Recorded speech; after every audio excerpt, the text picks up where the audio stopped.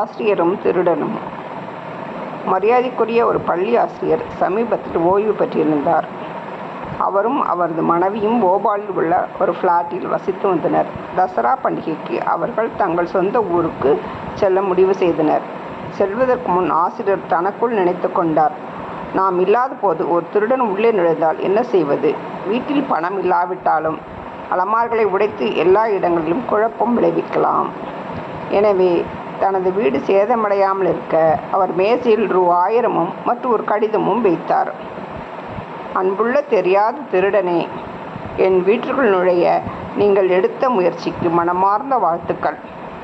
ஆனால் துரதிருஷ்டவசமாக நான் ஒரு நடுத்தர வர்க்க மனிதன். என் ஓய்வூதியத்தில் மட்டுமே வாழ்கிறேன்.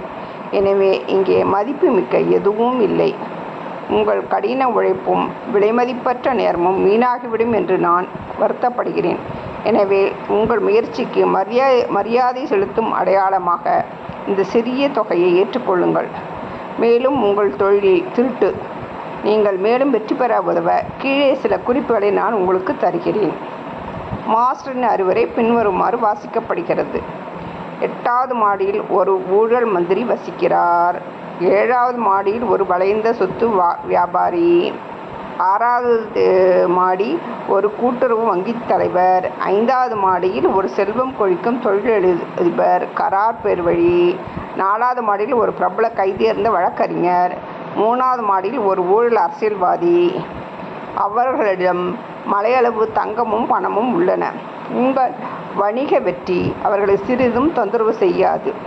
ஏனென்றால் அவர்கள் போலீஸில் புகார் கூட செய்ய மாட்டார்கள். தசராவுக்கு பிறகு மாஸ்டர் வீடு திரும்பிய போது மேசையில் ஒரு பெரிய பையை கண்டார்.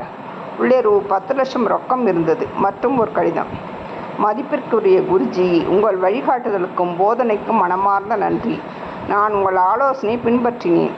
என் பணி வெற்றி பெற்றது. இந்த சிறிய தொகையை நன்றியுணர்வின் அடையாளமாக விட்டு செல்கிறேன். எதிர்காலத்திலும் உங்கள் ஆசீர்வாதங்களையும் ஞானத்தையும் நான் தொடர்ந்து பெறட்டும். உங்கள் சீடர் திருடன். மாஸ்டர் அதை படித்து சிரித்தார். ஐயோ, நான் ஓய்வு பெற்றேன் என்று நினைத்தேன். ஆனால் என் கற்பித்தல் பணி இன்னும் தொடர்கிறது போலிருக்கிறது. வாட்ஸ்அப்பில் பகிரப்பட்ட கதை.